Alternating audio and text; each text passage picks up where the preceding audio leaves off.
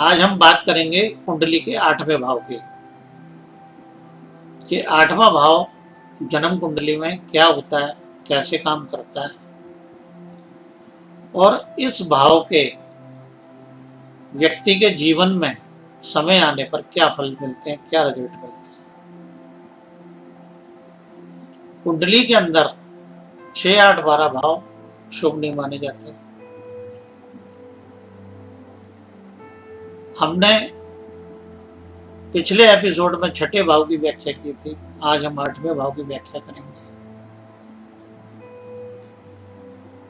अब विशेष बात समझने की ये है कि कुंडली में कोई भी भाव हो वो लगन को फल मिलता है, या तो लगन को मिलेगा या चंद्र लगन को मिलेगा या सूर्य लगन को मिलेगा, क्योंकि लगन हमारा शरीर होता है।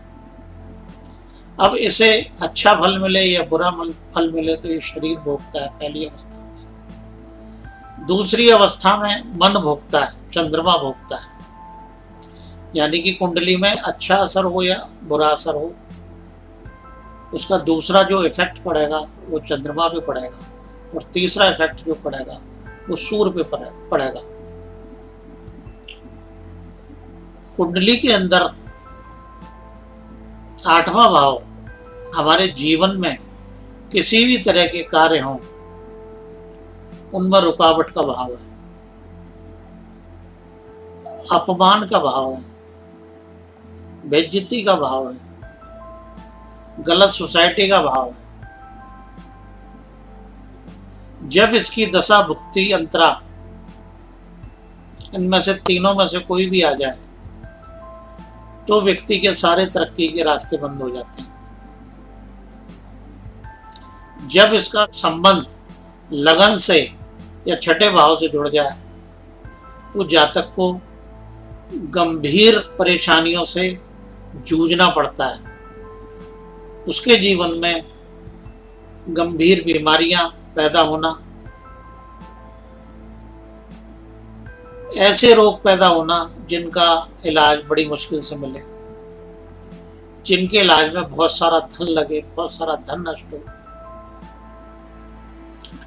अगर 8वें भाव की दशा चल रही हो और ऐसी स्थिति में जातक या व्यक्ति कोई नया काम कर ले, क्योंकि 8वां भाव हमारे जीवन में कच्चा लालच भी पैदा होता है। उस समय जिस समय इसकी दशा भुक्ति अंतरा चल रहा हो तो उस समय हमें ऐसे लोग मिलते हैं जो हमसे कहते हैं ये काम कर लो तो बहुत अच्छा फायदा हो जाएगा, और वो फायदा हमें नजर भी आता है कि हाँ हम ऐसे करें तो ऐसा फायदा हो जाएगा, लेकिन वो होता नहीं है। वो फायदा नुकसान में बदल जाता है। आदमी अपने कच्चे लालच में ज्यादा पैसा कमाने के लिए पैसा लगाता है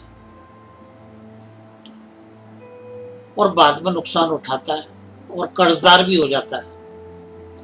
विशेष स्थिति में 8वें भाव का जब 6ठे और लगन से संबंध बन जाए तो ऐसे जातक पे कर्जा भी बेशुमार होता है।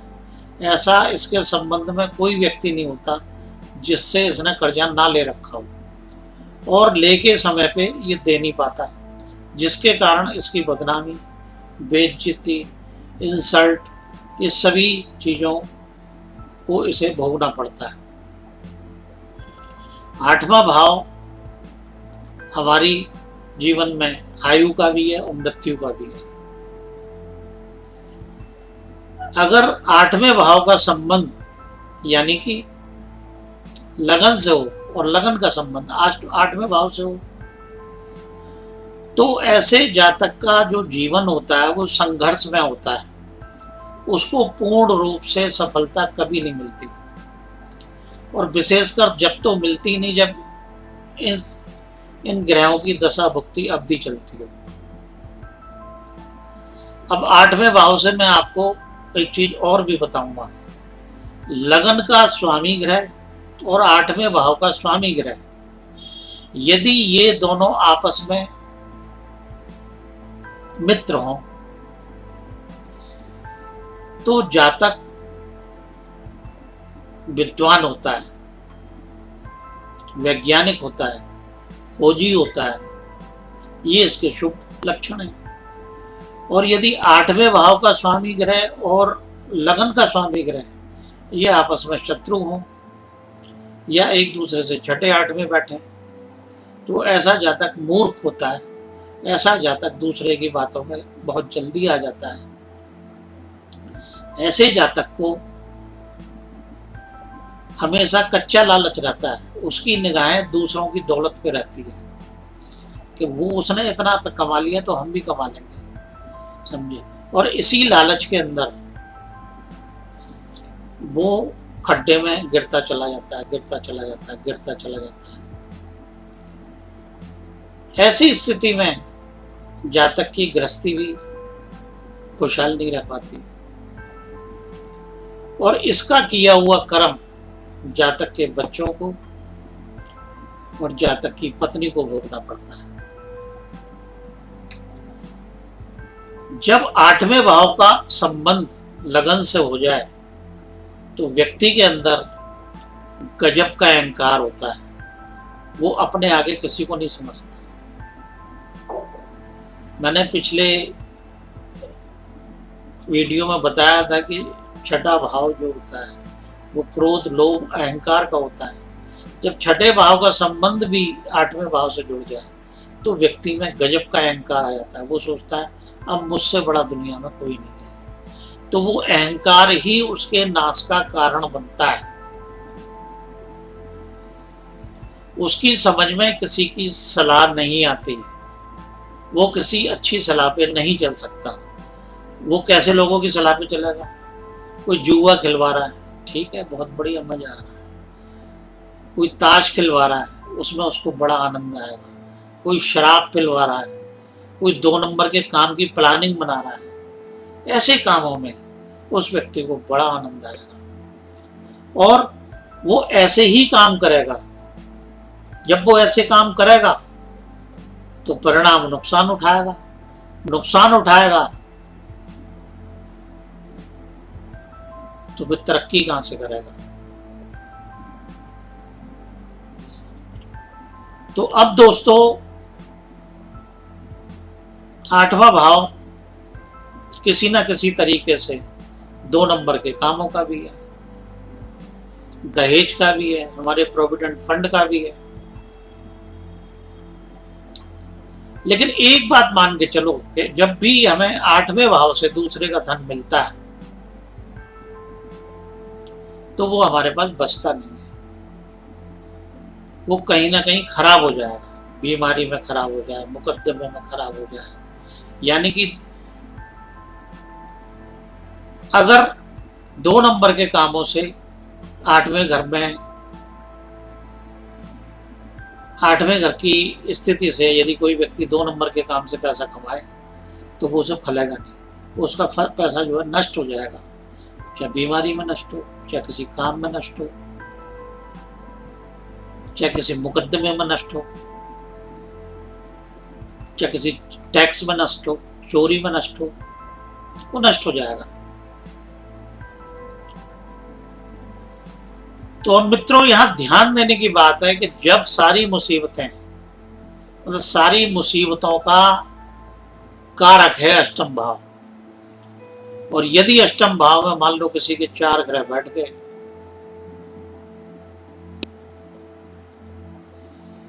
और उनमें से एक के भाव एक के बाद एक की महादशा या अंतरदशा या भुक्ति आ जाए तो व्यक्ति पनप ही नहीं पाता, व्यक्ति उठ ही नहीं पाता, व्यक्ति तरक्की नहीं कर पाता। व्यक्ति की सोच में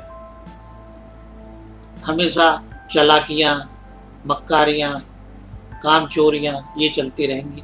तो जब ये चलती रहेंगी तो व्यक्ति पैसे कहां से कमाएगा? तो मित्रों जब किसी की, मान लो किसी के पास कुंडली नहीं है और उसके साथ ऐसा हो रहा हो तो वो क्या करे, कैसे करे? तो मित्रों ऐसी स्थिति के अंदर उस व्यक्ति को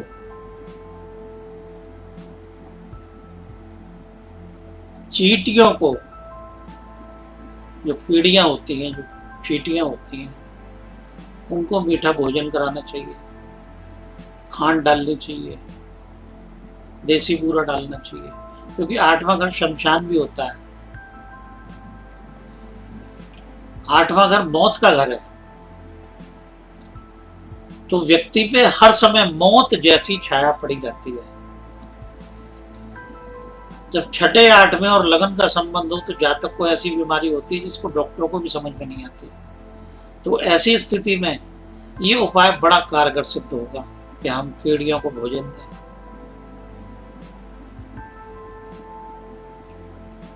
जो पार्कों में घूसों ने गड्ढे कर रखे होते हैं उनको भोजन दें। जमीन की सतह के नीचे जितने भी गड्ढे होते हैं, बिल होते हैं, सांप, जिनमें सांप, बिच्छू, कांतर, घूस, चूहे ये रहते हों,